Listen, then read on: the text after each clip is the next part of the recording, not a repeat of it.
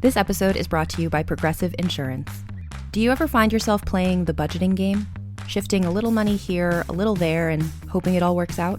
Well, with the Name Your Price tool from Progressive, you can be a better budgeter and potentially lower your insurance bill too. You tell Progressive what you want to pay for car insurance, and they'll help you find options within your budget. Try it today at progressive.com. Progressive Casualty Insurance Company and Affiliates. Price and coverage match limited by state law. Not available in all states. Hello, welcome to Strong Sense of Place. In each episode, we focus on one destination and discuss what makes it different than any other place on Earth. Then we recommend 5 books we love that took us there on the page. I'm Melissa Joelwan. I'm David Humphreys. We're going around the world, one great read at a time. Thanks for joining us.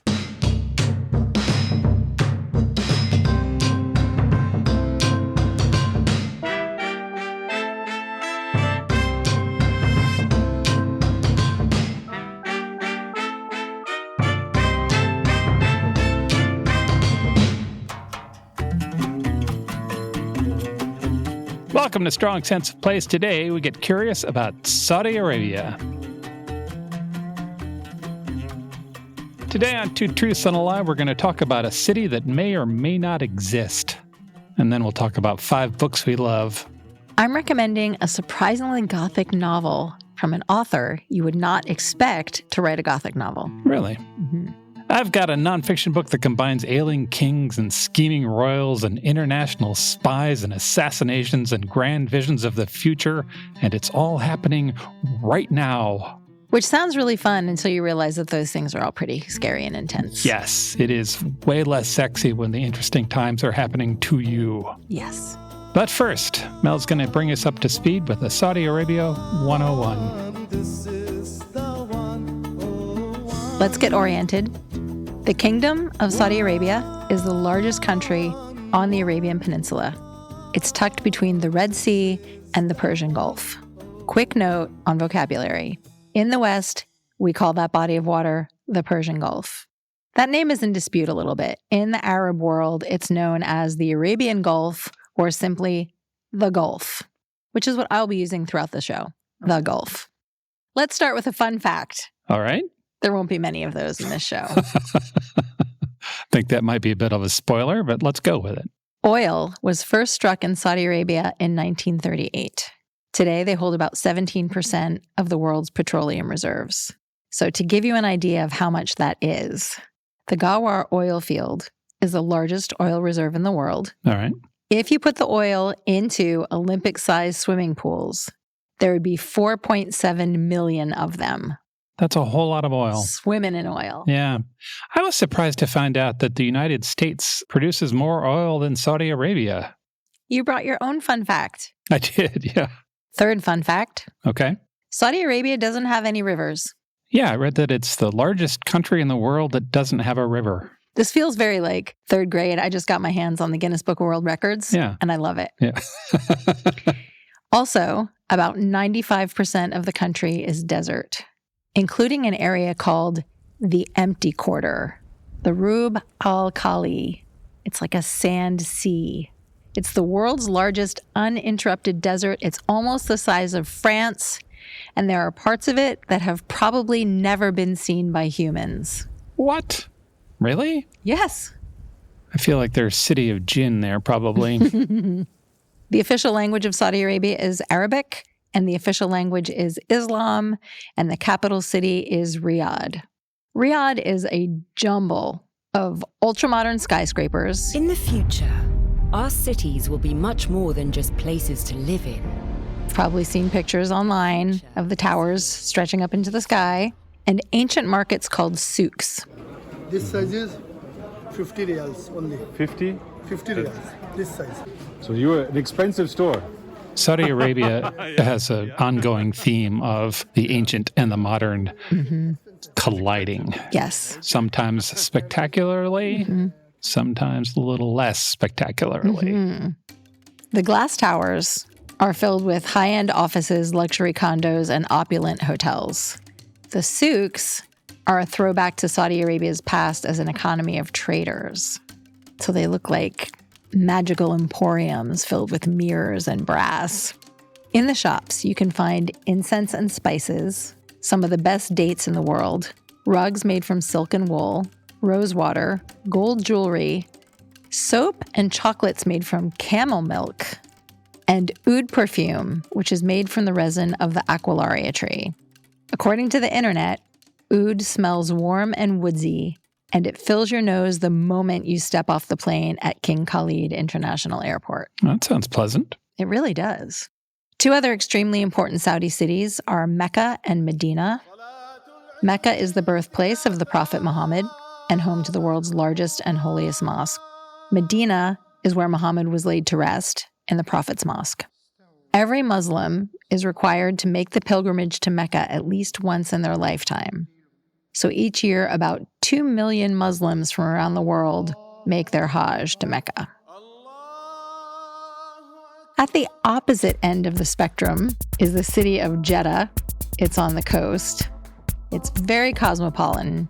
It has luxurious resorts on the Red Sea, a UNESCO heritage old town, very posh shopping malls, and a vibrant youth culture that's more comfortable with mixed male-female groups. Oh, interesting. Which brings us to the role of women in Saudi Arabia. Right. It's pretty much impossible to talk about Saudi Arabia without addressing the gender divide. In the 1980s, after the Islamic Revolution in Iran, the Middle East was struck by a wave of conservatism. Yeah. Kind of started there and spread throughout the region. And that gender segregation landed hard in Saudi Arabia. Today, Saudi women are still legally classified as minors for their entire lives. Yeah. And many significant decisions are made for them by their husbands or a male relative, including things like permission to get married, starting certain kinds of businesses, and leaving prison even after they've completed their sentences. So they're not allowed to leave prison unless a male relative shows up to take possession of them. Yes. But there has been some progress in women's rights. In 2017, Saudi Arabia lifted the ban that prevented women from driving.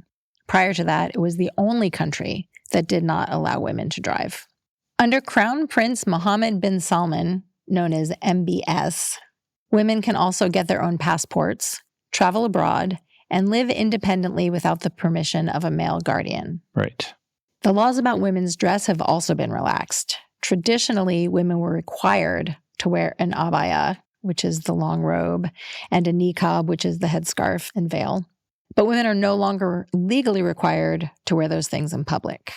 Even though there might be a lot of societal pressure to conform to the old ideas. Exactly. The laws have loosened up. Different cities have different approaches to how much they've loosened up and what they expect from women. Which makes it even harder, right? I would think, yeah. Yeah. So that all seemed to be moving in the right direction. Yeah. And then in 2022, a new law was passed that states married women are required to obey their husbands in a, quote, reasonable manner. And a husband's financial support is contingent on his wife's obedience. That seems to have thrown a little bit of a wrench into the works for understanding what it's actually like there. Right. Generally, women have not been allowed to spend time outside the home with men to whom they're not related. So that means workplaces, restaurants, beaches, public transport have either been segregated or not open to women. In 2019, restaurants were no longer required to have separate entrances for men and women. So again, the laws are changing, but how people behave, not really sure. Right. All of this is part of something called Vision 2030. It's a plan put together by MBS to modernize the country and to, quote, create a vibrant society, a thriving economy, and an ambitious nation. He said that he wants to eradicate the remnants of extremism and embrace a more moderate version of Islam. As you might expect, it's gotten a mixed reaction because it does seem a little bit in contradiction to some of the laws still.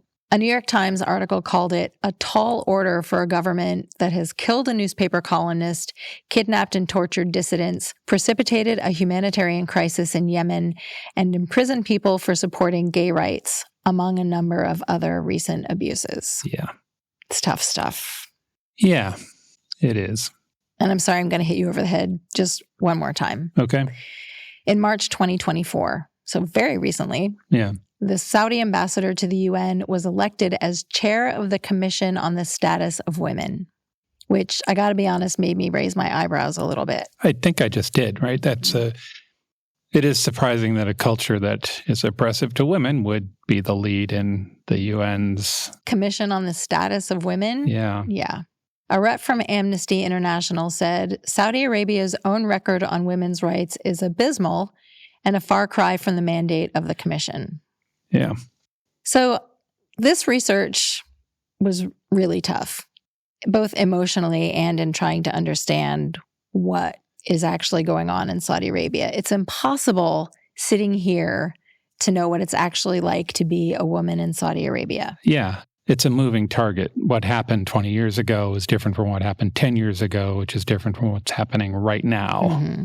But also the government's oppressive, so it's hard to get good information from anybody. I've seen photos of women completely veiled on the beach while kids and men are wearing bathing suits in the sea. Yeah.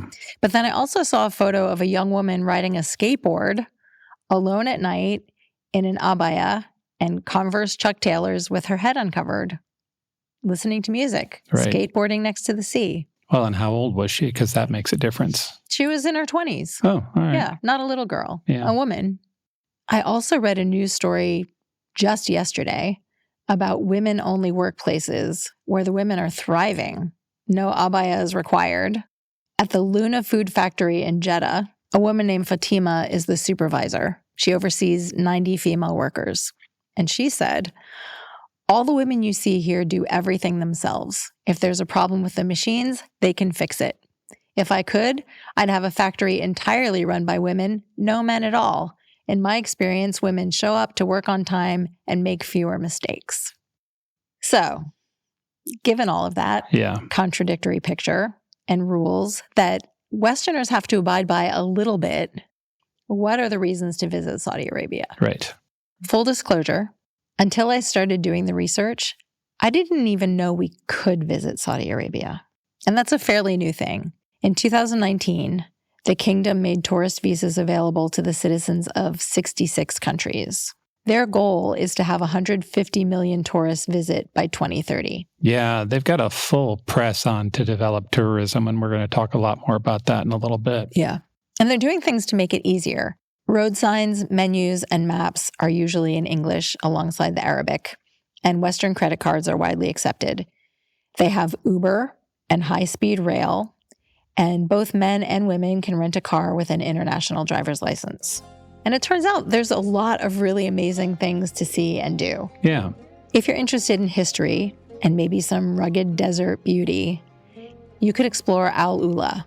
It's a living museum. It has historic buildings and preserved tombs, and it's all surrounded by dramatic sandstone formations. The pictures, you could easily imagine an Indiana Jones adventure set there. It all looks very romantic and magical and mysterious. I would imagine being there at sunset would be spectacular. Oh, and at night to see the stars. Yeah. Nearby is also Jabal Ikma. That's a rock formation that's also called the Open Library. I have to admit, I perked up when I saw Open Library. Thousands of ancient inscriptions are carved into the red stone cliffs dating from the 600s BCE. The inscriptions are in 10 different languages, all predating Arabic. And it's like bathroom wall graffiti, sort of. There are people's names without explanation. There's bits about local laws and religious rituals and sales records. Huh. There are drawings of tools and people and animals, including the ones you would expect, like camels and goats, but also what one person described as a conspicuously muscular bull. Is that some sort of entendre or something? I don't know. I'm sure the only way to find out is to go there and look at it. All right. Okay. Saudi Arabia is the second largest grower of dates in the world. What's the first? Egypt. Oh, sure. In the West, we usually eat medjool dates. They're mahogany colored and they're about the size of your thumb. Yeah. But there are hundreds of varieties of dates. Some are small, black, and glossy. Others are caramel colored or bright yellow and red. Saudi Arabia produces about a dozen types. The Al Asa Oasis in eastern Saudi Arabia is home to 2.5 million date palm trees. The photos are amazing. It's a sea of lush green palm fronds in the middle of the desert. You can tour the oasis, have a picnic. You can take a 4x4 Jeep safari to Al Asfar Lake and explore nearby caves. That sounds great. I know, I just feel like all of these swashbuckling adventures sound really fun. Sure. If you're more attracted to splashing in the Red Sea, you can swim and snorkel in Luj, which is often called the Maldives of Saudi Arabia. The water is somehow crystal clear and an otherworldly shade of turquoise at the same time. Yes, those beaches look lovely. It's home to 1,200 fish species and 300 types of coral. And there are dolphins. If you think Saudi Arabia might be the right place for a future adventure, I found an article from Condé Nast Traveler with helpful tips for people from the West. It ends with a quote I'm going to borrow to wrap this all up. Okay. You need to be flexible, willing to ask people for advice, and a little bit lucky. If you're looking for an easy trip, this isn't it. But if you're ready for an adventure, to experience new things, there is so much to see in Saudi Arabia, and the people are wonderful and excited to share their culture. That's the Saudi Arabia 101. That's really nice. Here we go. Truth and lie. I'm about to say 3 statements. 2 of them are true. Mel doesn't know which one is the lie. Statement number 1. In Saudi Arabia, there's an anti-witchcraft crime unit. Statement number 2. Saudi Arabia imports sand. Statement number 3. The 2029 Asian Winter Games are scheduled to occur in a city in Saudi Arabia that does not exist. So, in order. Okay. Statement number 1. In Saudi Arabia, there's an anti-witchcraft crime unit. False. So, I think that's a lie, but I'm not entirely sure. That's the best kind. Yeah. There certainly was one. Oh. Yeah. And it was recent. Really? Yeah. I need to tell you, we're going to talk about crime in Saudi Arabia, and it's going to get dark for a little bit. And if you don't want to hear about this, you might want to skip ahead 3 or 4 minutes or so. But I thought this was really fascinating, and you might too. This all starts with the Committee for the Promotion of Virtue and the Prevention of Vice. Right. The locals know it just as the committee. Mm-hmm. They are the moral police. Mm-hmm. If it's a sin, it's a crime. Yeah, this came up in both of the novels that I read quite a bit. Yeah. To give you an idea of that organization, in 2013, they appointed a new head to that department, and he outlined the duties of the committee this way. He said, there are 5 areas the religious police should focus on: preserving Islam, preventing blackmail, combating sorcery, fighting human trafficking, and ensuring that no one disobeys the country's rulers. Sorcery. Which all sounds a little ominous to me. It really does. Like, I'm with you on some of those points. If I read it at the beginning of a novel, I'd be like, oh, this book's going to be great. Yeah. When I think about it in real life, I'm like, oh, I feel really uncomfortable. Yes, 100%. Yeah. So among other things, the committee would make sure that nobody was trading in drugs or alcohol. They would check to make sure that women were wearing the abaya. They would make sure that men and women who are seen together in public are related.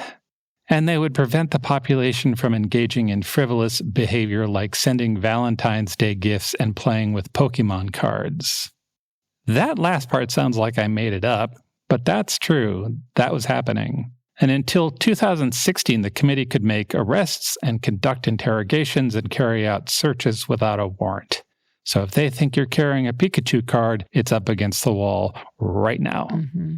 Yeah, the characters in the novels I read, which are both based on real-life experiences, were nervous all the time about potentially getting arrested or detained. Yes, the committee was and might still be terrifying, depending on, I think, where you live in Saudi Arabia. So in 2009, 15 years ago, the group established an anti-witchcraft unit. The unit was charged with apprehending sorcerers and reversing the detrimental effects of their spells. And at the time, some Western media outlets reported on it with stories with the sort of tone of, isn't that quaint? I bet they're using that to convince people to be less superstitious. Yeah, no. Yeah. The anti-witchcraft unit hunted for magic users. They had a hotline so people could report their suspicious neighbors. In 2009, 118 people were charged with witchcraft. And as recently as 2012, a man accused of sorcery was beheaded with a sword in a public square. Yikes. Yeah. It is so hard for me to reconcile that, like, while Obama was in office, when Moonrise Kingdom was in theaters, when Carly Rae Jepsen was making herself famous with Call Me Maybe, a man was beheaded for being a witch. Yeah.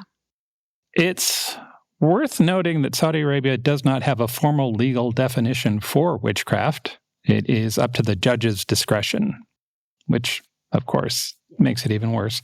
And there are only 2 countries in the world where witchcraft is currently legislated, and the other is Cameroon.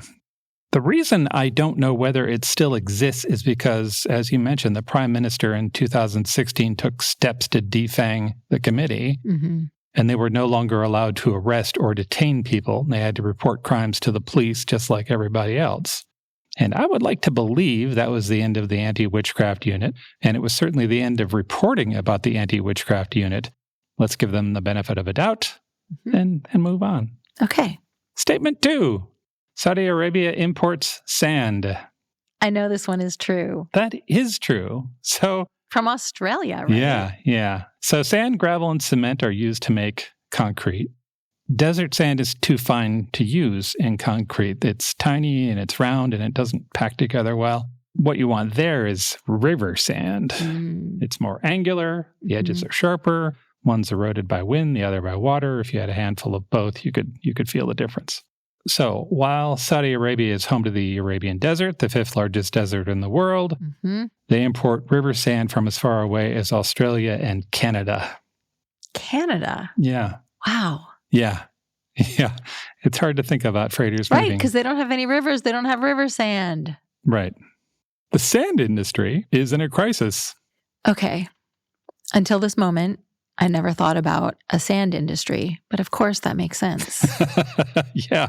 So for starters, we don't know how much sand we use, but it's a whole lot. The UN estimated in 2019 that the planet uses about 40 billion tons of sand a year. That is enough sand to build an 89-foot wall that wraps around the Earth. Wow. Every year. And that makes sand the second most consumed raw material in the world, right after water. Holy cow. Right? Yeah. And experts are worried that we're running out.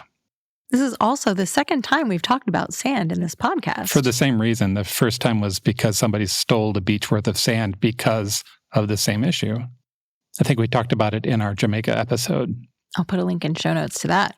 CNBC has done a video explainer about the sand problem, and so did PBS, and they're both on YouTube. I found them fascinating. We'll point to those in our show notes. Statement number 3, the 2029 Asian Winter Games are scheduled to occur in a city in Saudi Arabia that doesn't exist. That sounds very Saudi Arabia-esque, so I'm going to say that is true. Yeah, that is true. We know that's true. We need to talk about NEOM. NEOM. Yeah. Yes. In 2017, the Prime Minister of Saudi Arabia, MBS, we're going to talk about him a lot more in a minute, he unveiled a new project of unprecedented scale, and it's called NEOM. People have called it a planned city, but it is much larger than that, like much, much larger than that. For starters, the NEOM project extends over an area the size of Massachusetts. I'm going to tell you about 3 pieces of NEOM. These are sub-projects. These are line items on the to-do list of NEOM. This is a partial list. So first, there's a building called The Line. It's a single building. It was initially intended to be 170 kilometers long, or about 110 miles. Oh, come on. Yep. One building. One building. And 200 meters, or about 660 feet wide. One big, long building. If you can imagine a line of Empire State Buildings 110 miles long, that was the vision. One big square block that big. Inside the line is a car-free city large enough to house 9 million residents. That is more than the population of New York City. I'm moving my head like a German shepherd trying to understand what it's seeing. These words are boggling my mind. Yes, there are videos of the proposed idea online, and they are amazing. So the second item on our NEOM to-do list is called Sandala. Mm-hmm. Forbes describes Sandala as a 7-star private island resort with 3 ultra-luxe hotels and 38 high-end restaurants and multiple super yacht marinas. I'm still back on 7 stars. Like they created a new rating system. I know. That's right. Today I learned that the system goes up to 7 stars. Right. Yeah. Turn it up to 11. Yep. Plans for the island resort are rolling along. Marriott says they'll have 3 properties open there this year. Four Seasons is also building there, and so soon we can take the yacht down to Sandala. I'll pack my suitcase. And third, the key behind the lie here is a project called Trojena. Trojena is a space-age ski resort. There are mountains in northwest Saudi Arabia that get some snow, so they're going to build a family of resorts there. Trojena will have over 20 miles of ski slopes, or over 35 kilometers. There will also be 3,600 hotel rooms and a 3,000-seat amphitheater and luxurious homes and condos for sale and a huge man-made lake. Mm-hmm. And in 2029, Trojena will host the Asian Winter Olympics. Will they make it? Probably. Maybe. The line, that long building, has already been scaled down, according to Bloomberg.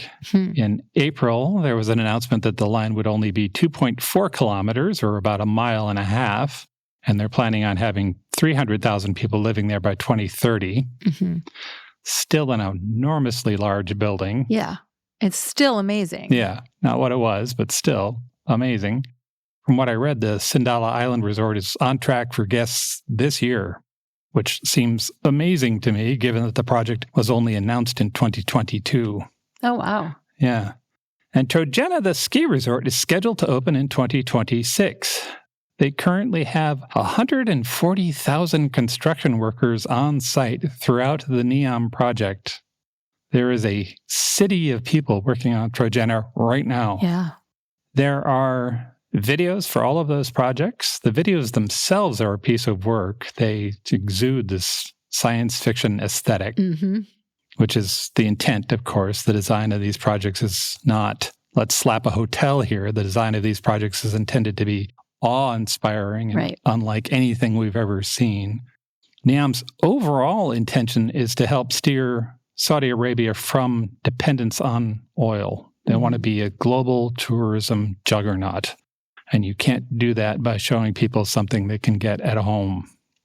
NEOM, in its entirety, has been called the most ambitious project of all time. Greater than putting a man on the moon. Yeah.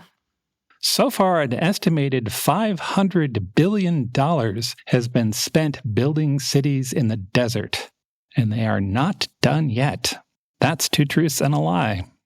I know every operating system like the back of my hand. I have 25 years of experience and have worked with several people from your company. I've been recognized for my passion. My team is everything. LinkedIn delivers candidates who rise above the rest. With an up-to-date view into shared connections, skills, and interests you won't find anywhere else. See why 86% of small businesses who post a job on LinkedIn get a qualified candidate within a day. Post a job for free at linkedin.com/achieve. LinkedIn, your next great hire is here.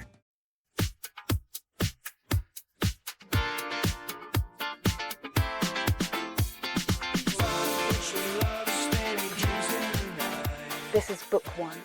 My first recommendation is City of Veils by Zoe Ferraris. This is a police procedural, a murder mystery, set in modern Jeddah, so the coastal city on the Red Sea. It features an unlikely investigative duo, a Bedouin desert guide named Nair, and Katia, a young woman who works in the lab of the coroner's office. So right away, this should sort of prick up your ears. Nair's a man. Right. He is, in fact, a very devout Islamic man. His mother died when he was young, so he has very little experience with women. Through a series of circumstances, he is teamed up with Katia. They are not related. But they're friends, sort of, and colleagues, kind of. And she works outside the house in the coroner's office. So it's all complicated and unusual. The relationship between the two of them is sometimes prickly and sometimes romantic, and it's a good peek inside the contradictions of living in Saudi Arabia. The two of them have a genuine respect for each other, but they're both troubled by the compromises they have to make in their value systems to be whatever it is that they are to each other. So the relationship is mysterious to them both. Yes, while they're both actively glad to know each other. Yeah. The author is an American. She was born in Oklahoma. And in 1991, she married a man from Saudi Arabia who she met in the States. And they lived for 9 months in Jeddah with her in-laws in a conservative Muslim community. Wow. So she's experienced that male-female dynamic in the kingdom from the inside. Yeah. I will point to an interview with her where she gets into the nitty-gritty, and it is a lot. In her writing, she does a really good job presenting both perspectives without judgment. You are seeing the world through each character's eyes, so it makes it easier to empathize with them. Right. You're getting the whole picture. Yes. Nair and Katia are the primary relationship in the novel, and their personal drama plays out in the periphery of this crime that they're trying to solve. And the crime also explores the role of women in Saudi society. When the book opens, we're thrust into two mysteries. First, an American woman is reluctantly returning to Saudi Arabia after a trip to the United States to be reunited with her husband who works there. Their relationship feels strained and very tense, and we don't know why. And then a thing happens, which I don't want to give away, and that mystery deepens. Meanwhile, a woman's body washes up on the beach. She has been brutally beaten, but there's not a lot of momentum behind identifying her and finding her killer. The attitude is, well, women disappear or are victims of violence all the time. She's probably just an immigrant housekeeper killed by her employer. That is so sad. It's pretty grim. But Katia, in her role at the coroner's office, refuses to let it go. So she finds support in surprising places in the police department. There are some nice relationships there with her colleagues.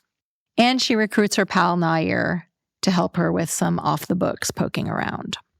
They learn that the victim was a filmmaker who made controversial documentaries about prostitution and violence against women. Eventually, the threads of the two mysteries, the dead girl and the troubled American couple, weave together in a very satisfying way. The aspect of this story that grabbed me by the throat is the contradictions everywhere. Yeah. The government has opened up jobs to women. They want women to work outside the home. But to do that, they have to be married. So Katia is pretending to be married. Oh. Yeah. That seems like a dangerous game.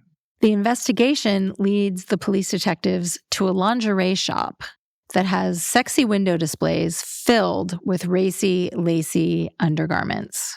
But the women and the owner's family are required to be completely veiled. Nair admires Katia, and he enjoys her company. He's also physically attracted to her. And that, torments him because he's worried that his thoughts are making him unclean. And all he wants to do is kiss her. It's not graphic at all. Yeah. They're just out there eating lunch or having a conversation. Sure. At one point, they go to Starbucks for coffee. And later, Nair thinks this. One of the things about seeing Katia, and he couldn't simply blame Starbucks for this, was that afterward, he felt plagued by indecision. Should he go to the mosque or pray at home? Was it all right to watch an hour of satellite TV? He couldn't even figure out what he wanted for dinner. With Katia, he was confronted with an obvious, nagging inconsistency. It was immodest and wrong to be in the company of an unmarried woman. But if it could put them on the path to a legitimate union, was it really wrong? How had this confusion been brought about? It seemed that his looseness with Katia had primed him for doubt. If he had to break the rules in order to get married, then why couldn't he break the rules about less important things? How important were his little decisions anyway? It's hard to think about being that muddled. Well, and kind of caught up in that hormone cloud when you're past adolescence. Yeah. Right? It kind of extends that period into your whole life. This book has a very strong sense of place. It's hot, like so brutally hot. Everyone talks about it all the time. Yeah. And from the very beginning, there's a taut atmosphere of dread, like a heaviness in all the interactions people have with each other, partly from the heat, partly from the emotional overhead of the rules that govern everything they do. As we saw in that quote from the book, they're constantly questioning their behavior. Yeah. I found it both very dark and rewarding, but it also didn't really make the experience of being in Saudi Arabia any clearer for me. The characters in the book are confounded by everyday life, and they are from there. They live there. So there's a lot to chew on and gives you plenty to think about while they're also unraveling this very knotty mystery. That's City of Veils by Zoe Ferraris. Book 2. My first book is MBS, The Rise to Power of Mohammed bin Salman by Ben Hubbard. This is a nonfiction book about the life of the heir apparent to the kingdom. It is really well written, but boy, it's a lot. Mohammed bin Salman is one of the most powerful men on earth. He's currently the Saudi prime minister. His dad is the king, and his dad's health is poor. Several years ago, the king passed most of his duties to MBS, as he's frequently called, and as a result, MBS has been the effective Saudi leader since about 2017. Mm-hmm. MBS did not get to where he is because he was born first in line. He was his father's seventh son and the first child of his third wife. When he was born, his father was not the king. His father was, in fact, the 25th son of his father. 25th son? Yep. That's a lot of siblings. The Saudi royal family is really large. I think I remember 1,200 relatives, something like that. So through ambition and tenacity and the disappearance of more than a few rivals in the middle of the night, MBS has arrived. Maybe the first third to half of this book is about his childhood and his ascension. And you might think it'd be confusing with all the players and whatnot, but it is not. It's well told. And then we get to the question, well, what's he going to do now that he's rich and powerful? And we get a very complete answer to that, at least so far. Some of it is rich people being rich people, right? What's the use of being vastly wealthy if you can't have fun occasionally? So, for instance, one afternoon in 2015, he impulse purchased a yacht. It's one of the largest in the world. He bought it from a Russian vodka oligarch. The deal was reportedly for about $500 million. Wow. Yeah. It has 2 helipads and an underwater viewing room. There's a snow room, which was a new one for me. It's a room that simulates falling snow. Sure. Yeah. And when the yacht is running, it needs a crew of about 50. Wow. For 24 guests. Wow. Yeah.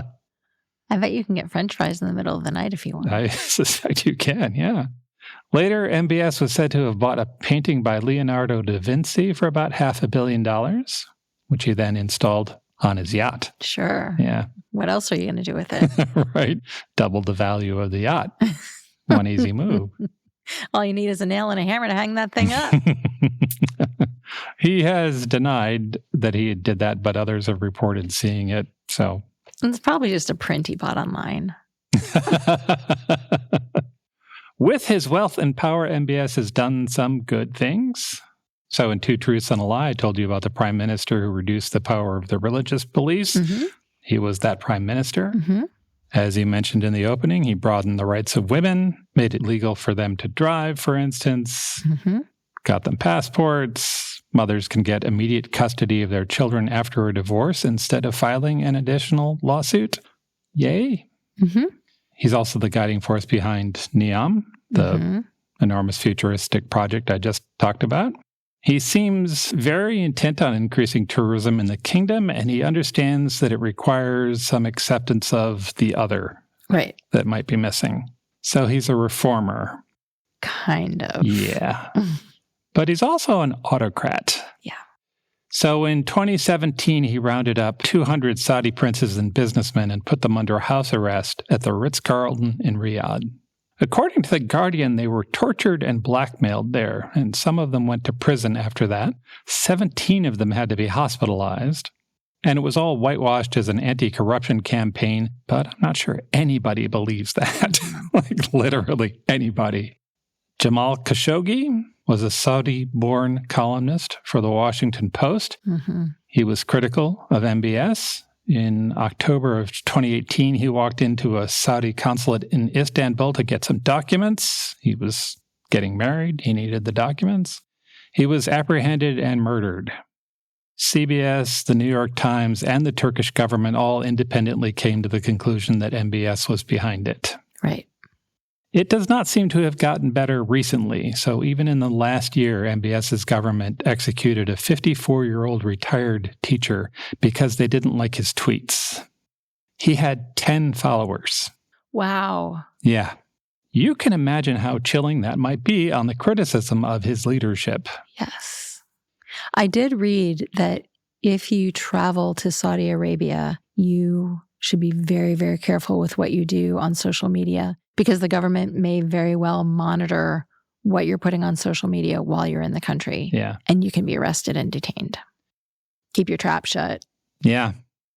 About a third of the way through this book, Jared Kushner enters.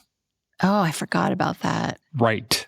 I had the same experience. I was like, right, that guy together with this guy. Yep. I haven't really enjoyed their work separately, and I'm not looking forward to seeing what they do together. Mm-hmm. And I was then reminded that Kushner had taken $2 billion from the Saudi family 6 months after his father-in-law left office. What was that for? Mm-hmm. It turns out that MBS's financial advisors were against that investment. But investment. It was investment. That's a creative use of the word investment. Yes. But it was a request from the king apparent, so they paid him. I tell you all of this to say there's a lot in this book. There are a lot of stories in this book. The author, Ben Hubbard, is the Beirut bureau chief for the New York Times. He knows what he's talking about. He's been doing it for decades. He knows how to write for a general audience. The book is really well put together, has a lot of great and interesting stories. I should also mention that Mohammed bin Salman is just 39. And we will be hearing about the rest of his story for decades. Yeah. I found this book to be an informative dark ride. If you're interested in the subject, absolutely pick it up. It's MBS, The Rise to Power of Mohammed bin Salman by Ben Hubbard. Now, book 3. I'm going to lighten things up a little bit with my second recommendation. Good. It's a cookbook. Oh, right. Called Cardamom and Lime, Recipes from the Arabian Gulf by Sarah Al-Hamad. As you know, if you listen to our previous episode about Lebanon, I am 31% Lebanese. Yeah. And I love Middle Eastern food. I have grown to love Middle Eastern food because of the work of you and your father. Hummus, stuffed grape leaves, kibbeh, tabbouleh. All the good stuff. All the good stuff. A little bit of lamb. Yeah. Apricots, pistachios. Baklava. Big finish. Yeah. So I didn't plan to read a cookbook for this episode because I know Middle Eastern food. Yeah. And then I learned that the cuisine of the Gulf is really different from the Middle Eastern food that I ate growing up. I guess I'm not surprised, right? Every region has its own little variations on stuff. They're next door to each other, but they're very different. Yeah. So this book explores the cuisine of the 6 countries that surround the Gulf, including Saudi Arabia. Before oil was discovered in the region, most people made their living through trading, and their diet was mostly dates and dairy. I'm just imagining like bowls of yogurt and handfuls of dates. Yeah. Repeat, repeat, repeat. Yeah. Arabia was in a sweet spot for trade between India and Africa. So eventually, traditional Arab boats called dhows brought long grain rice and spices like cardamom, cloves, saffron, and curry powder from India. And then the food got more interesting. Simultaneously, pearling was also a major industry. Pearling. Diving for pearls? Diving for pearls. Okay. In the late 19th century, most of the population of the Arabian Gulf was involved in pearling. Oh, wow. I didn't expect that. Yeah. The pearl diver would jump off the edge of a dhow into the water with a woven bag around his neck to put the oysters in, a clip made from wood or sheep's bone on his nose, and a rope tied around his leg to connect him to a partner on the deck. And then it'd bloop into the water to get the oysters, and then they would pull you back up. Okay. Every captain hired musicians to play Fajiri music to hype up the divers.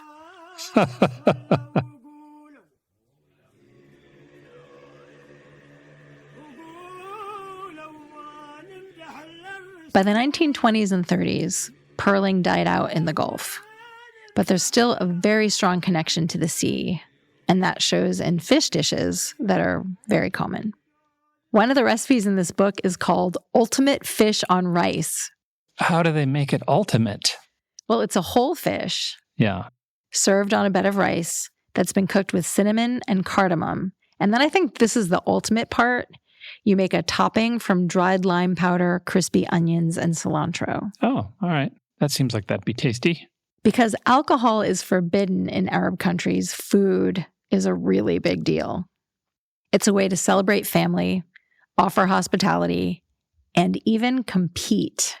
This quote from the book made me laugh, and then it kind of made me furrow my eyebrows. Food is a form of one-upmanship, a boredom buster, and an arena for female competitiveness. Oh. Recipes are coveted and secretly exchanged. Specialties are shown off at gatherings. I feel like the United States has some of that. Kind of reminds me of Aunt Edna not wanting to share what her secret ingredient is in the ambrosia salad. Yeah, or the pie competition at the state fair. Yeah. 3 ingredients are essential to Gulf cuisine: rice, dates, and dried lime. So in this area, rice is called aish, which means living. Wow. Yeah. According to the author, it's inconceivable for lunch to be served without rice. One of the most ubiquitous rice dishes is called machbush. That's lamb or chicken or fish that's braised with onions and spices. And then you take the meat out and you use the spicy water to cook the rice.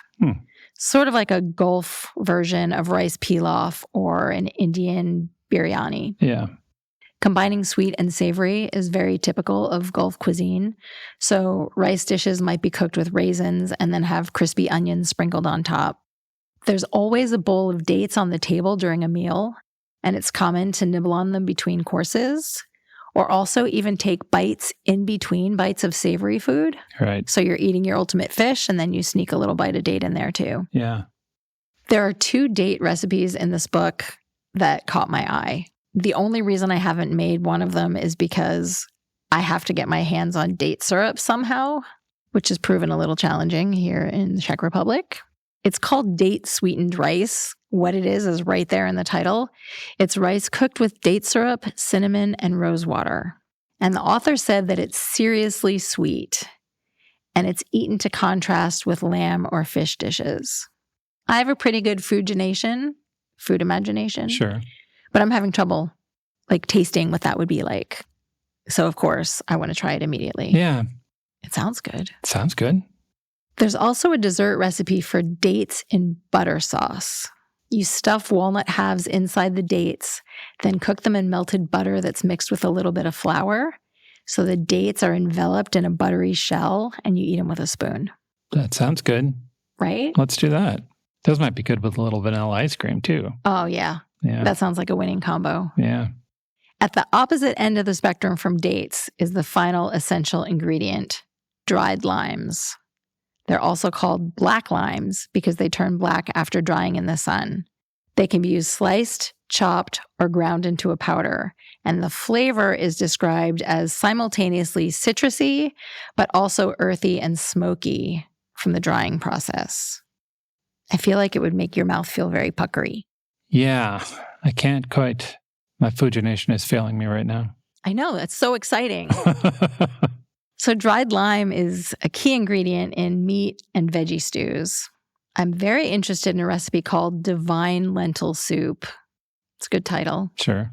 It has garlic, ginger, curry, vermicelli noodles with lentils and dried lime powder. But again, I need a delivery from a specialty shop somewhere that has dried lime so we can try it. This cookbook is not like the others that I've recommended on the show. It is not a travel log, and it doesn't have a lot of text. But I found the details that it does include really interesting, and the photos are beautiful and very striking for a few reasons. I like seeing the different street markets and the food shops, but there's also a noticeable lack of women in these photos.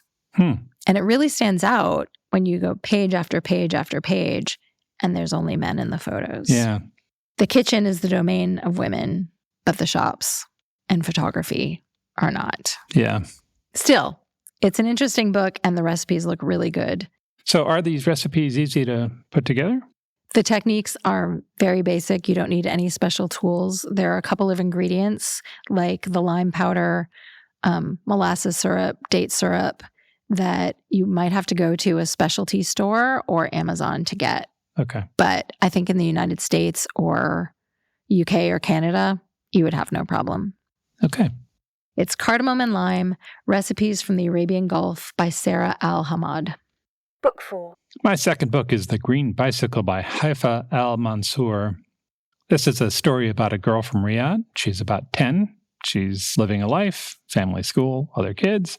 And then one day she sees a green bicycle that she really, really wants. And I think in many places, that's not much of a setup to a story, right? The girl, her name is Wajda, would get a job and save her money and maybe ask her parents for a little and perhaps even just wait for a holiday. And pretty soon she'd probably be riding up and down the streets of her hometown.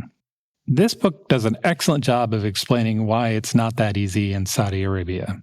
For starters, she and her mother are alone most of the time, and they are struggling financially. Her dad works in an oil rig, and it turns out he's romancing a second wife because his first can't provide him with a son.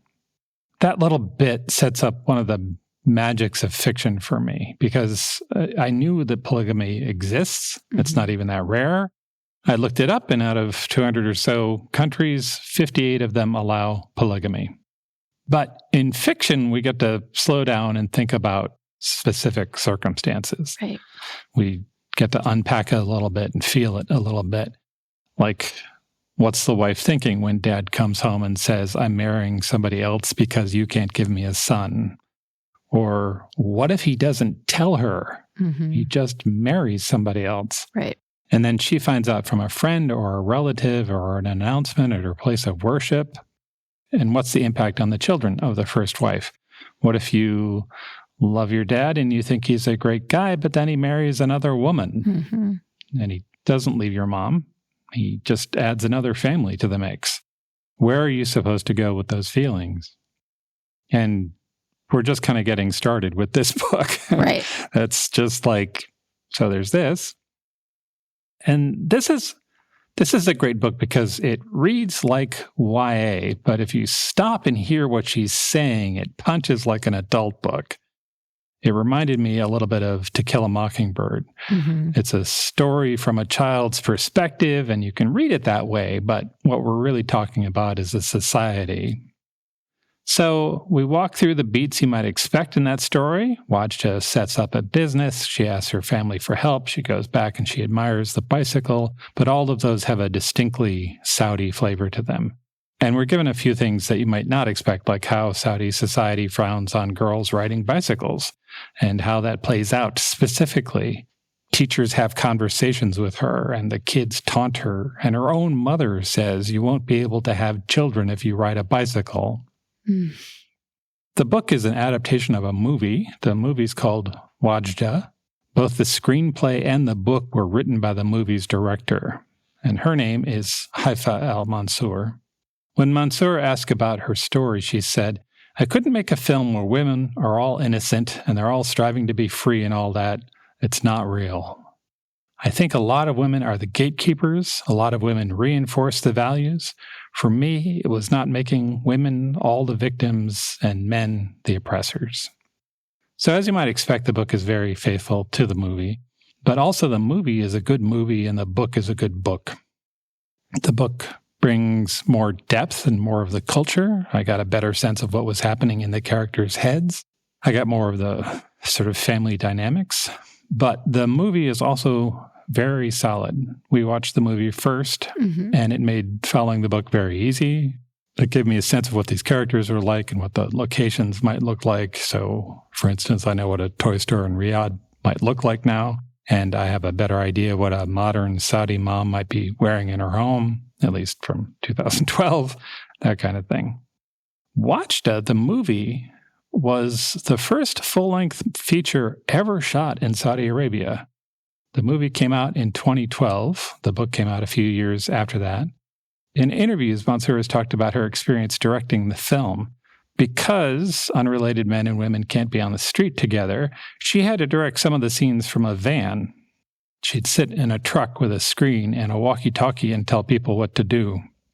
When she made it, the film couldn't be shown in Saudi Arabia. Oh, wow. I didn't realize that. Yeah. There was a blackout on motion pictures for 35 years, from 1983 to 2018, which didn't stop good trade in satellite TV and DVDs, but no theaters. Mansour has since gone on to great success. She directed a movie in 2017 about Mary Shelley. Elle Fanning was a star in that. Oh, wow. Yeah. I didn't realize that was her. Yeah. She directed a spot for Nike and a bunch of TV episodes, like Tales for the Walking Dead and Bosch Legacy, among others. Right now, she's back in Saudi Arabia shooting a crime picture called Unidentified.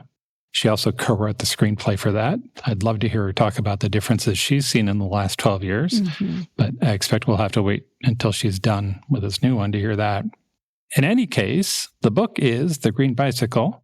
If you're curious about the story and Saudi culture, I'd start with the movie that it's based on. That's called Wajda. And if you want more, read The Green Bicycle.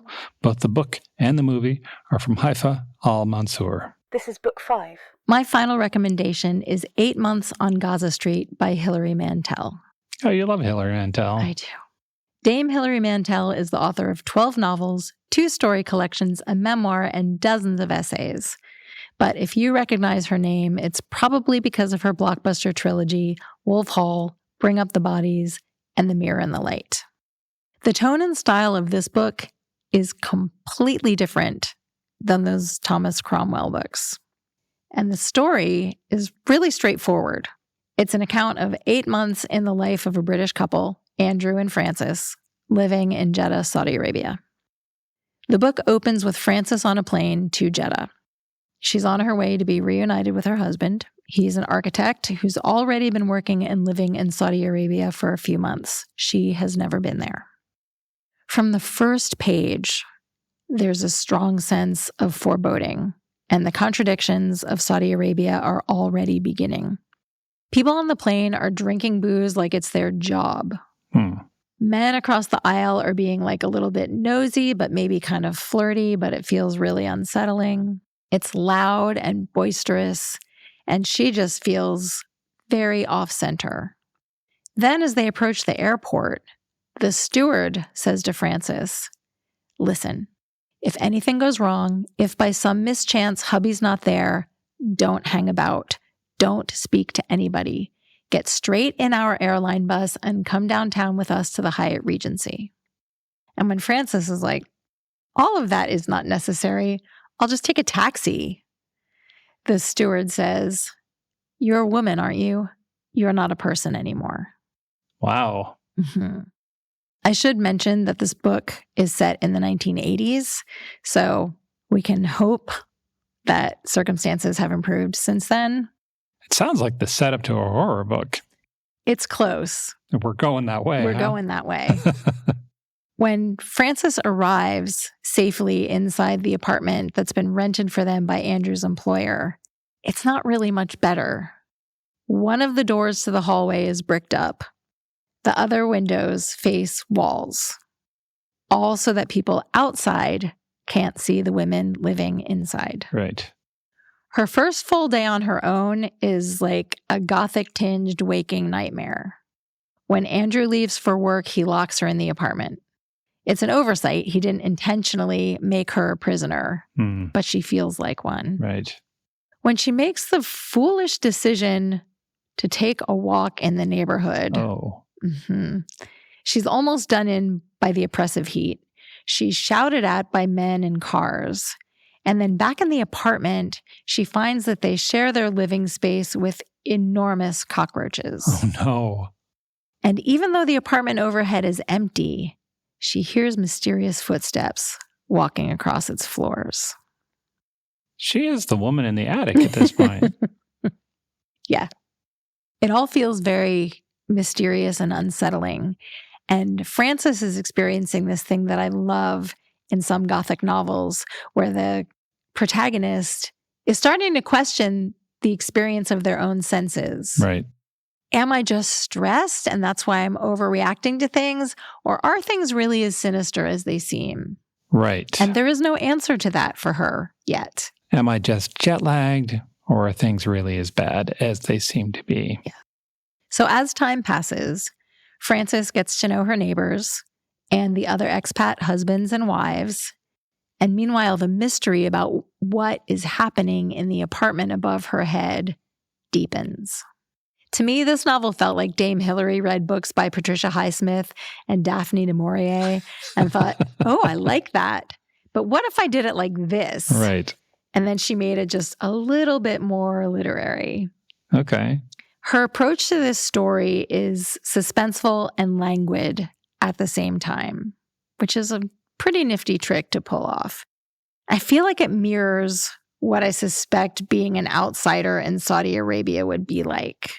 It's crushingly boring sometimes and way too hot and kind of dangerous, maybe, and just impenetrable. Yeah.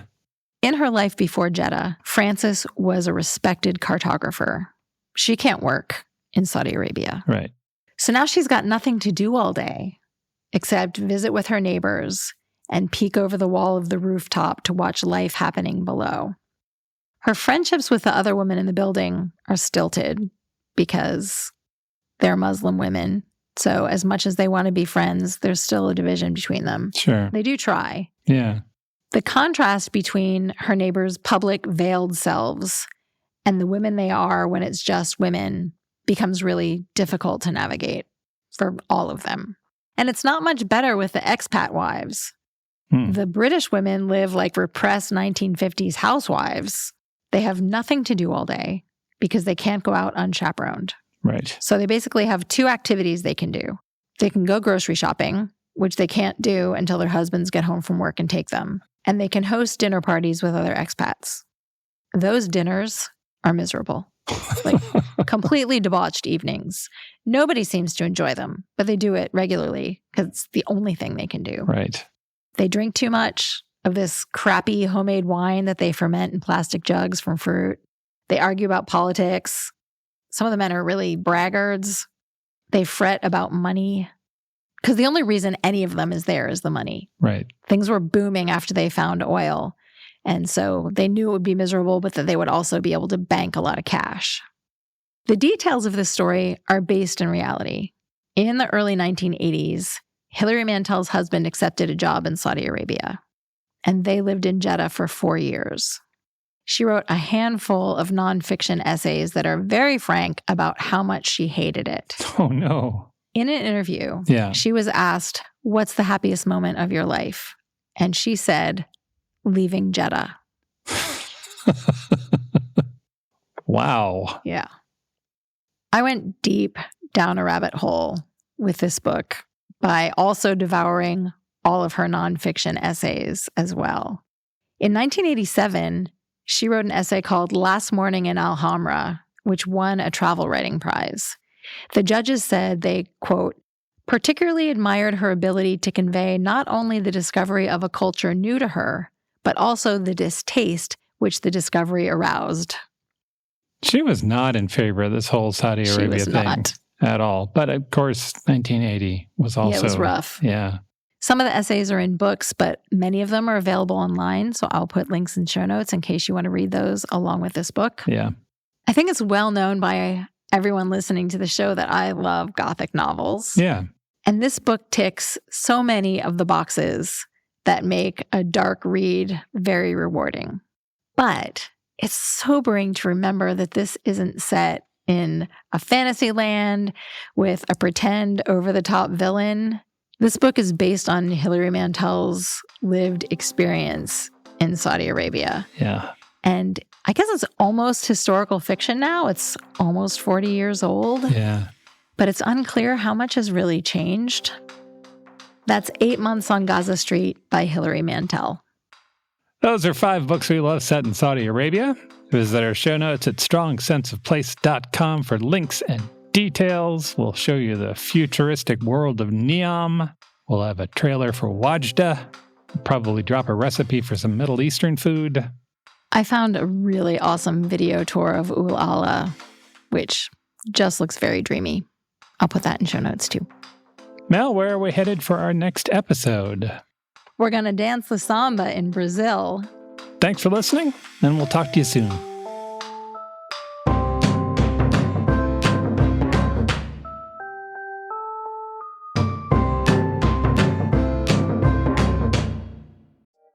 Hey folks, we're the hosts of Comic Sans, the podcast about comics for those who are sans knowledge. I'm Yen, a reader, writer, liver, and breather of comic books. And I'm Nat. I used to know absolutely nothing about comics, but now... So actually, I've got a quiz for you. I still have a lot to learn about comics. Thank you. On Comic Sans, I make Nat read some of my favorite works in the medium, including Saga, Daredevil, and the Flintstones. And Yen talks about what makes that comic special. Sometimes it's a story, sometimes it's... Paneling, gutters, page turns, colorings, lettering, semiotics, juxtaposition. Okay, Professor, save it for the episodes. You can listen to Comic Sans on Apple Podcasts, Spotify, or wherever you get your podcasts. You can binge our first 2 seasons. That's over 20 episodes on 20 different comics. And we just launched Season 3, new episodes every 2 weeks.